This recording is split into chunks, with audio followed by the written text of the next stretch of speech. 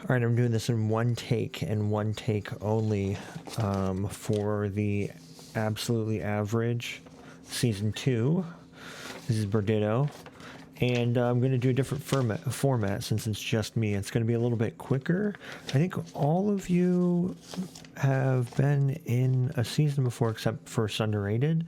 So I might approach their draft a little bit differently. But everyone else's, I'm just going to mostly go through and say some obvious things and some I noticed.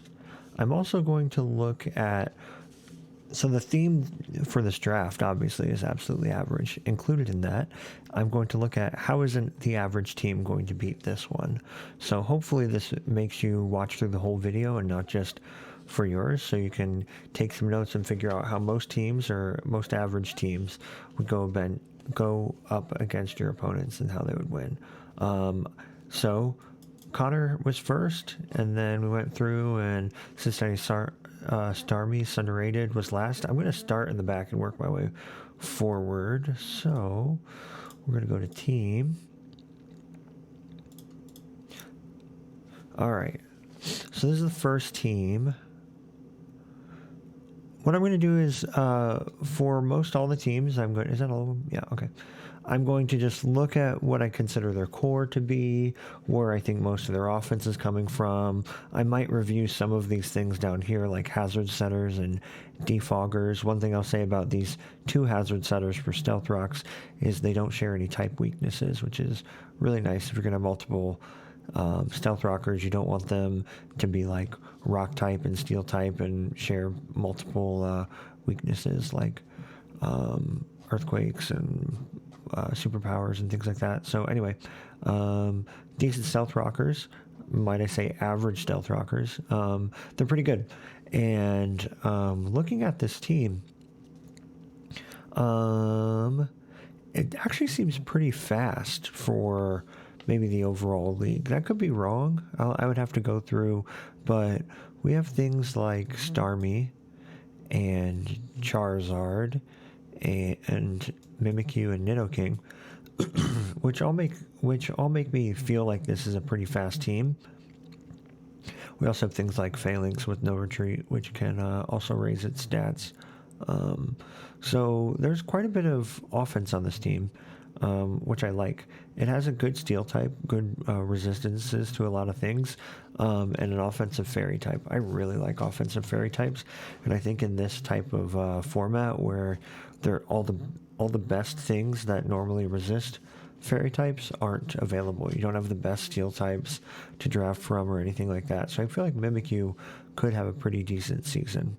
Also, I think that not many teams have normal types. So Ghost Pokemon, I think, are also going to do pretty well as well.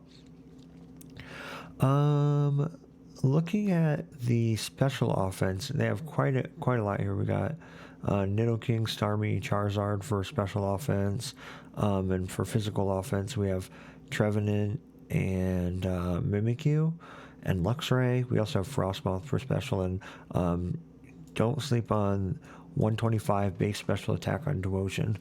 It might be more weak to knockoff, but this thing can hit really hard. What else do we have here? For removal options, because entry hazards are good, you'll always want to have your Stealth Rocks up.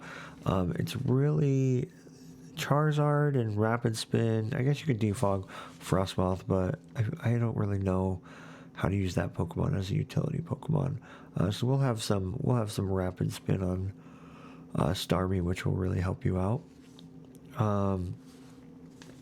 So yeah, that's mainly the team. When I'm looking at this thinking, how is the average team going to beat this one? I'm actually thinking about Ghost and Psychic weakness. That sort of stacks up.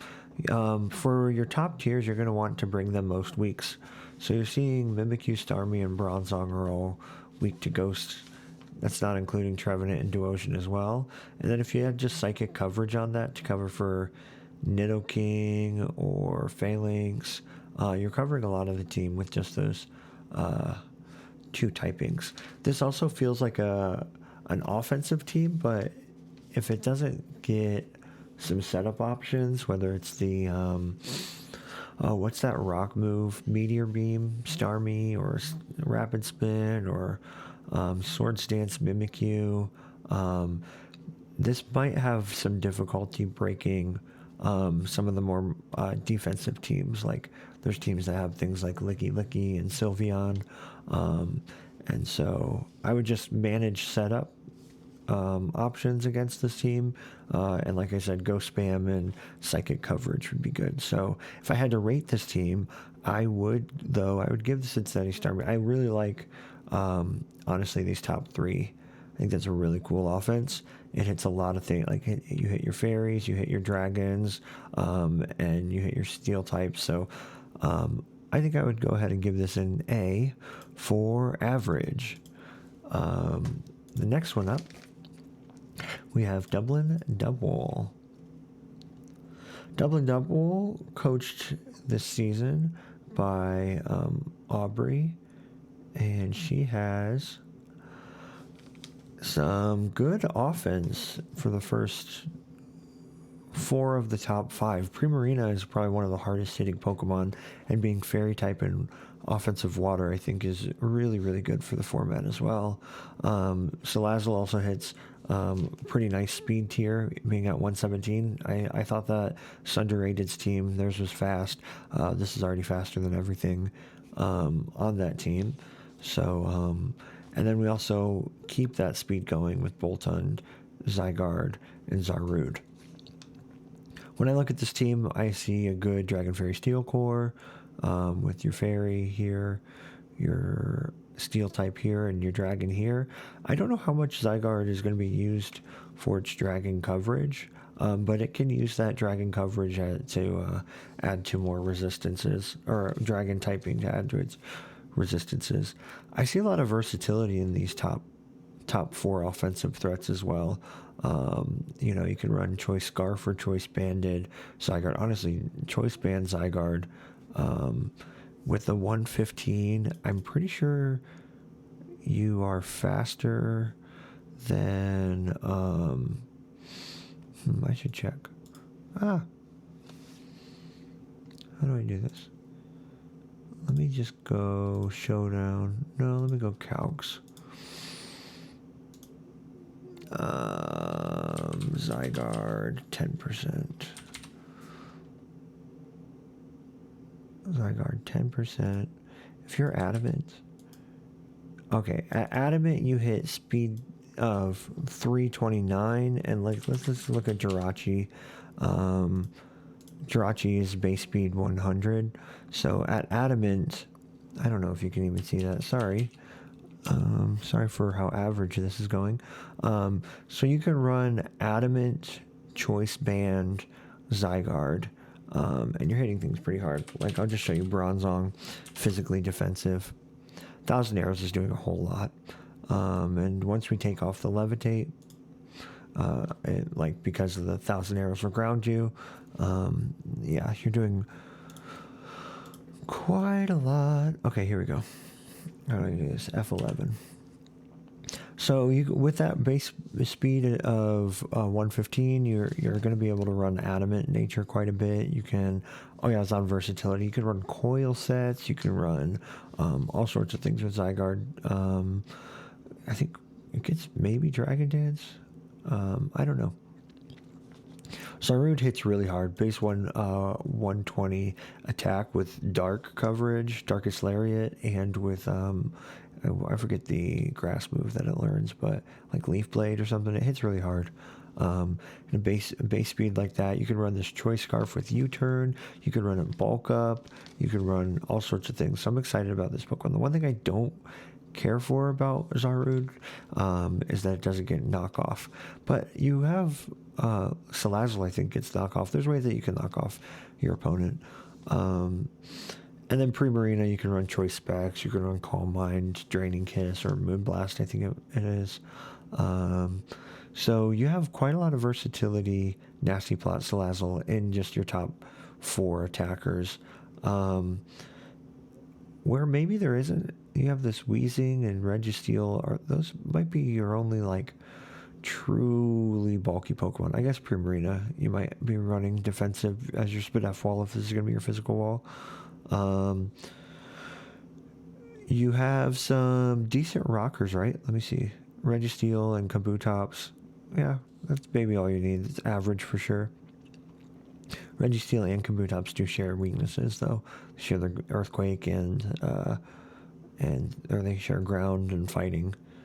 So that's something.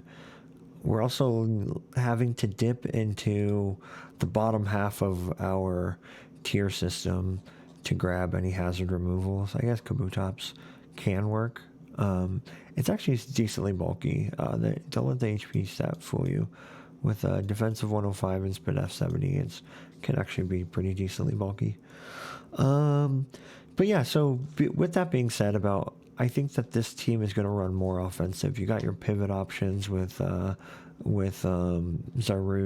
and Boltund, and I think Unfezant gets U-turn. Let me actually just look down here.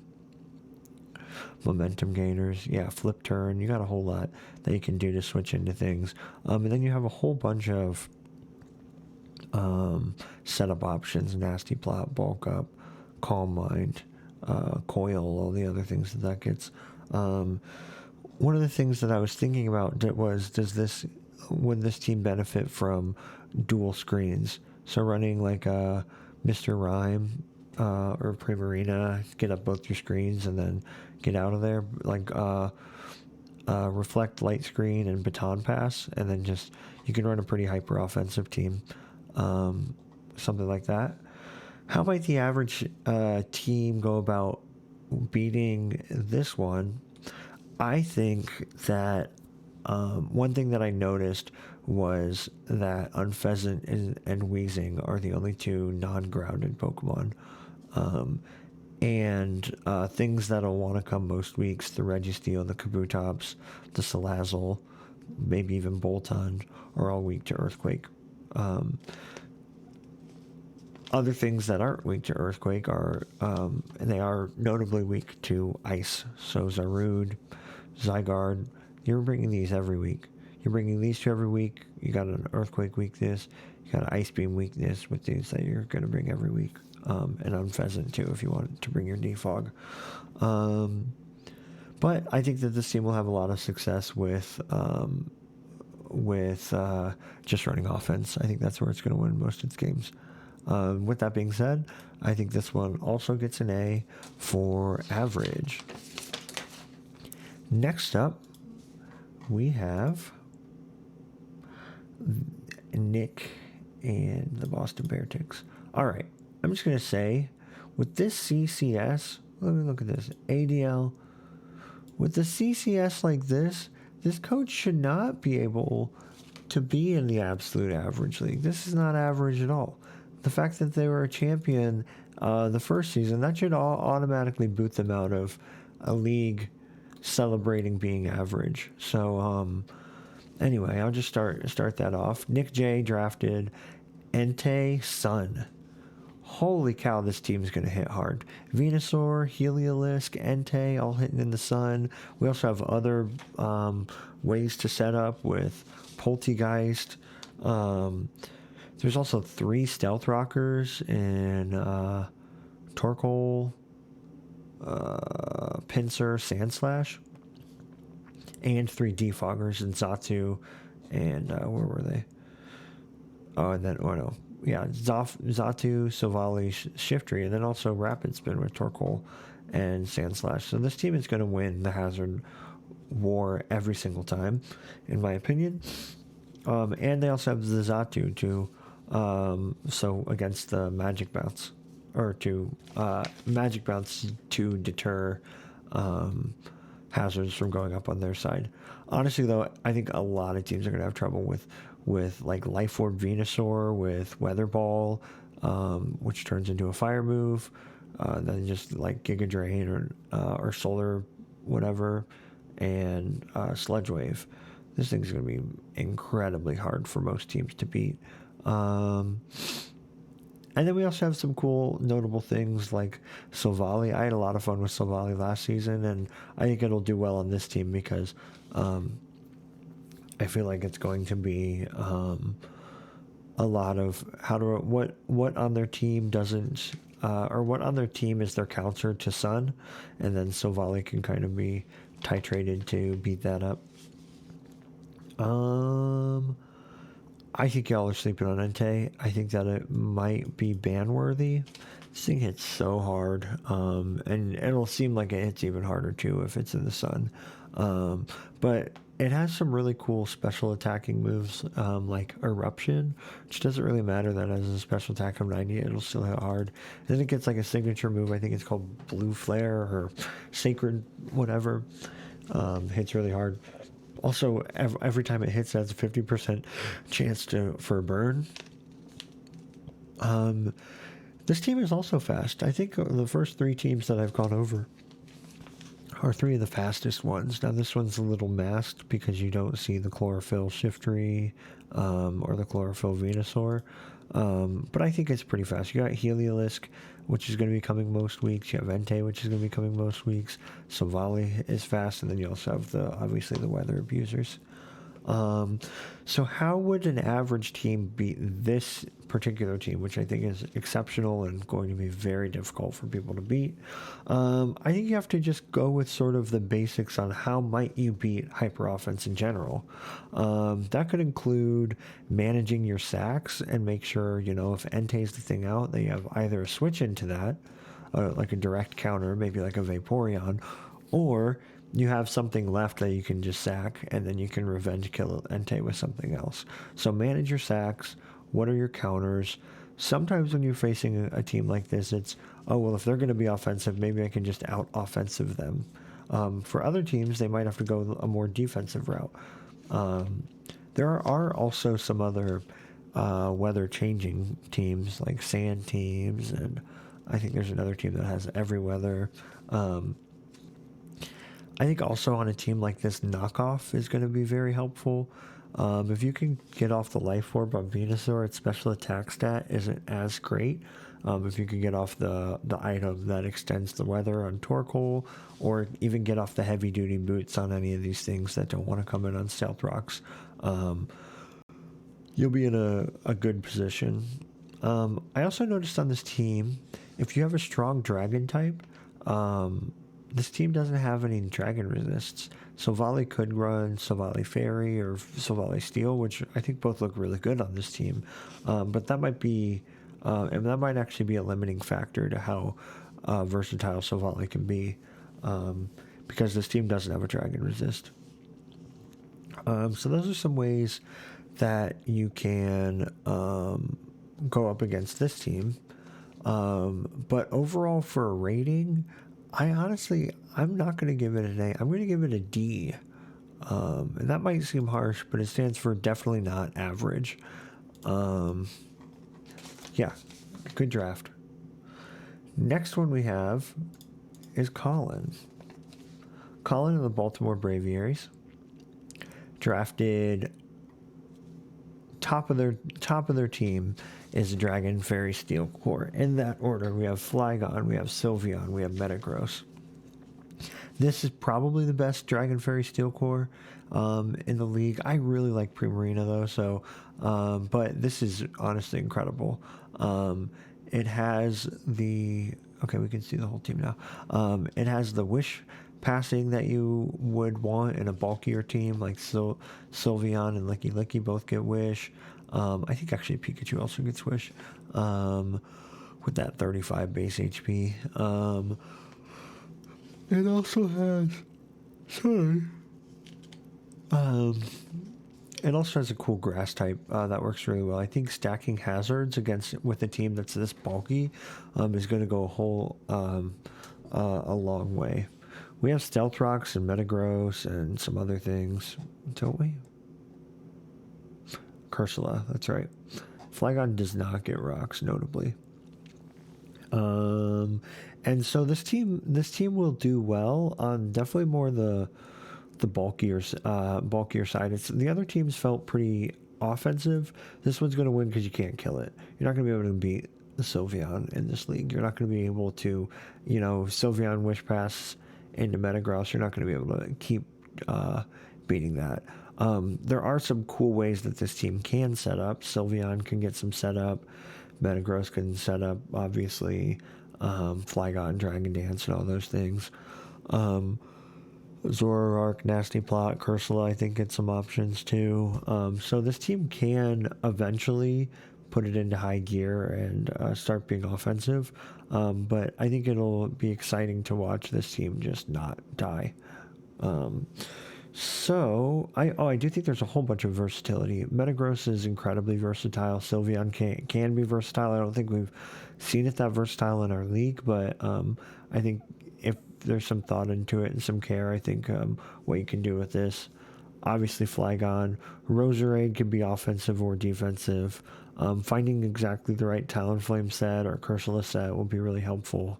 And Zoroark obviously is going to be pretty fun.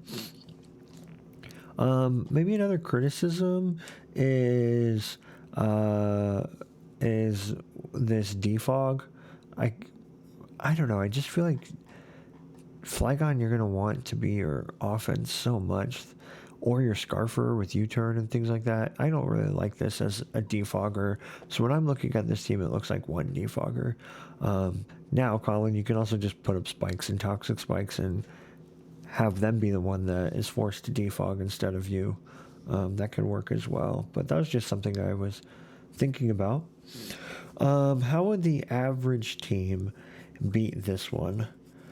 And I think that people are really going to have to get and look at the calcs before they play this team, because I think that what they're going to need to do against heavy walls like Metagross and Sylveon and Licky Licky is to find ways to 2-hit KO these Pokemon after Stealth Rocks, whether that's Choice Band Liquidation. Actually, let me just do a someone has Swampert, right? So let's just do a 252 attack Swampert, Adamant Nature. Choice Band is the same as going +1 attack, so I'm just going to do that. We're going to do this against Sylveon. Liquidation. Alright, Earthquake too is... Choice Band Liquidation is a 2-hit KO on Sylveon. I'm sure it's going to be the same with Flygon. Yep, and what was the other? Metagross. Fully defensive. Where? Let's just find out. Okay, so we do have Earthquake for that, which is nice. And then we also have Licky Licky. Yeah. Choice Band. So like finding your ways to break through this. I just wrote down Choice Band Liquidation ? On my notes. And so for your team, what is that going to be? What is going to be the thing that has to run Choice Specs and has no switch on other team? Has to run Choice Band, has to run Life Orb and the right coverage moves to get all these. I think that is the way that you're going to have to beat this. Because if you look down here too at the sort of type matchup, it's not really weak to too many things either. It's not like some of the other teams where it's like slap on a ghost move and you'll do all right. Especially with this Dragon Fairy Steel lineup, a lot of the weaknesses are pretty accounted for within other Pokemon that are going to come other week. So honestly, it's like find that hard-hitting move that you think can break open the team, especially break open Sylveon and Licky Licky. If they lose the sort of witch support, I think the team starts to fall apart. With that being said, I gave this team a B for better than average. All right, 4 more to go. We got Galar United, Coach Chris. And, I know this is for fun. I know this is exciting to draft as a weather setter and a weather abuser of all the weather things. I love Chris, and I love Chris for drafting this, but I'm going to say that I hate the team. And sorry if that's harsh, but I just don't know. I feel like weather is such a thing where it's like you got to get the sand started, and then you just kind of like hit the attacking moves as much as possible. You got to get the rain going, you turn out, and just hit the attacking moves as much as possible. And I just don't think I see the offense in these weather abusers. What would you call them? Jolteon, Thunder, Ludicolo. This might actually be this one and this one. Two grass types might be the ones that have the best abuse of the weather. But I don't know. I'm definitely willing to be proven wrong. But I'm kind of wondering if there's going to be a firepower here needed to make the weather options great. Now, this team doesn't have to, there's other abilities on these things. You can run Keen Eye, Pelipper if you're running Sandstream, Gigalith. What I actually think is going to happen is running Sturdy Gigalith and Rain and Drizzle. I think this primarily is a rain team. We have Swift Swim here, Swift Swim here, Swift Swim here. We have Gigalith, which still has good abilities otherwise. One thing that I noticed as well is Ninetales is really cool with Aurora Veil. Aurora Veil works really well with things that can set up. There's not many things on this team that's clicking a setup move. Actually, what is Armaldo? Sword Stance, Beartic? I have no... Aggie can click setup moves. Anyway, these are just some things that I'm noticing. If you look here, we have some decent hazard setters. They're all weak to water, though. And we have some defog and rapid spin options here. So definitely average for that as well. That might be it. I kind of hate the team, but I think Chris understands and is going to have fun with it and do pretty well with it by throwing some people off. So I'm going to give this team an A+, A for absolutely average.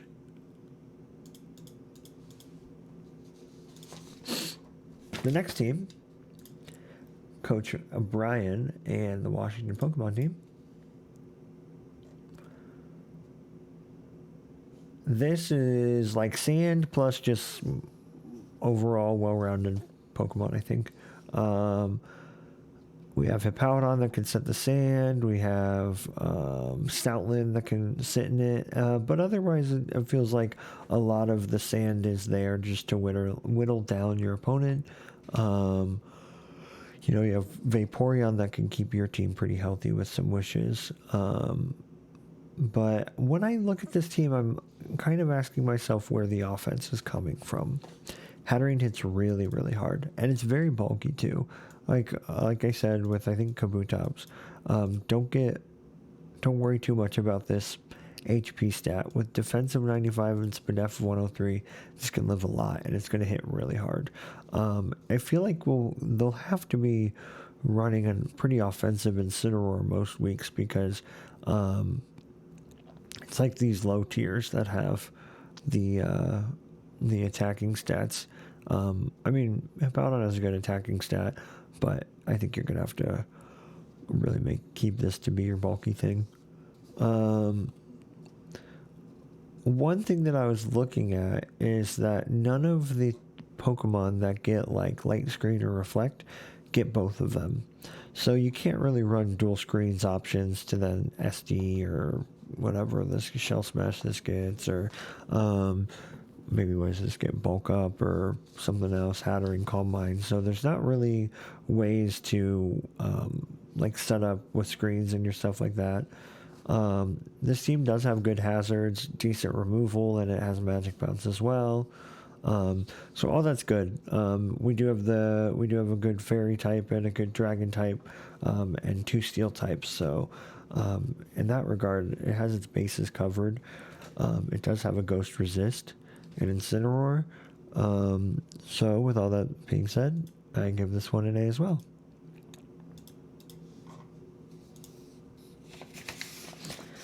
Next up, Ben's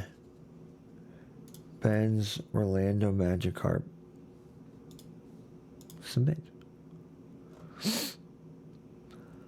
Ben drafted a very Ben team. Ben knows what Ben likes. Aromatisse, Miltank, Mandibuzz. People are not going to be able to kill these things. On top of that, we also have Azelf for some offense, physical and special. Diggersby for some physical offense. Inteleon for some special offense. We also have weird Wish Passers. We have Flareon in here. We have Aromatisse. These things are this team is gonna be a nuisance for a lot of people. 2 Wish Passers, 2 Rockers. Both Rockers don't share any weaknesses in Azelf and Miltank. They actually cover each other pretty well because this is resists fighting moves. This is weak to fighting. This is weak to ghost moves. This resists. It's immune to ghost moves. So, and honestly, Ben's going to bring Miltank every week, and most weeks Azelf as well. So, you won't know where the rocks are coming from. We also have Regenerator and Eldegoss. We have Defog. We have Rapid Spin. So this team, I feel like, is going to be the semi-stall one of the draft. We have a bunch of different Heal Bell users as well. Look at this Clerics. 3 Heal Bellers, 2 Wishers. Actually, like, kind of 4 Heal Bellers if we count Eldegoss as well. So, this thing Dragalge can put up a Toxic Spike, and everything will just live forever on his side, and then you're going to have to worry about how to manage hazards. So, kind of moving into that, so there's no Steel type? Is that true? No. There's Dragon and Fairy. And with Stall, I think it's less necessary to grab every type and just more get things that work well together and can recover. Sorry, I'm doing this at 1:30 in the morning. How might the average team beat this team? Oh, I will say, though, I do love... Well, you guys are going to see how hard Diggersby hits. We haven't been having a Diggersby go on in this league or in any of our leagues run rampant in a long time, but Diggersby hits really, really hard, and I think normal type and ground type are going to be really good in this format. So, anyway. Actually, Diggersby looks... One of the things I wrote down for this team is that there's no normal resists. There's no steel type. There's no rock type. So something like Diggersby would work really well against this type of team. But Ben drafted it. How might the average team beat this one? I think it's how do you beat Stall on the ladder? It's how do I keep the things alive that I need to keep alive? How do I manage hazards? How do I manage statuses? You know, they're going to be wanting to spread toxic. Do I have Heal Bell in my team? Do I have ways to counter that? Do I have, like, taunt in other ways? Do I have knockoff? These are all important things. There's no ghost type, too, so... that's why normal coverage was also good. But I think this is going to be a tough team for a lot of people. So for that, I'm giving it a B for better than average. And on to the last one. I did this really fast. Sorry if you feel like I'm not doing enough with it. But this is an average podcast for an average league. And Connor is an average coach. So I'm looking at his team, and I see a lot of bulk with not much recovery options. There's no wish pass. I think the only thing that actually gets a recovery move is, besides like Draining Kiss, is, and like Rest, and Drain Punch. Anyway. Cresselia gets Moonlight, which changes based on weather, and I think there's like 4 weather teams on it, so that's not really the best recovery in the game. So this team is going to have to win before it dies. So running, like I said earlier, Choice Band Swampert, Calm Mind Comfy, Specs Gudra, Shell Smash Cloister. These are sort of like this type of setup options that I think is required for this team. Get the webs up with Galvantula, and then just start wreaking havoc. So this team has a dragon type. It has a fairy type. One of the stronger dragon types and one of the stronger fairy types in the format. Not the best steel type, but it's a steel type. It's whatever. I actually do like the double water, especially because Cloister is usually like hitting hard and then dying. It can't really function as your water type. Swampert's definitely going to be your like defensive water type. It's also your only. I mean, you're not really weak to Thunderbolt too much, but it's your only electric immunity.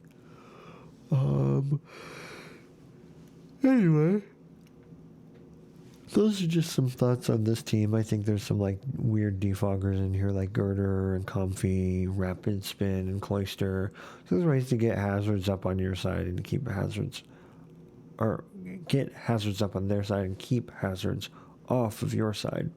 How might the average team go about beating this one? I think it's whittling it down over time, recognizing that there's no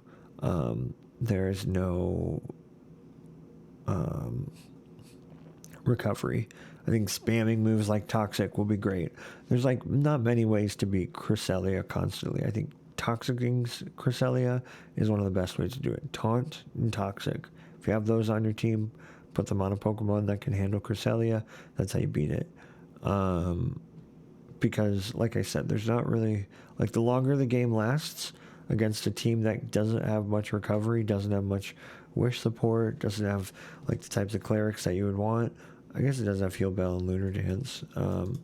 But other than that, this team is going to be hitting against you very hard. So I would say either figure out if you can wall some of this offense that's really strong offense, or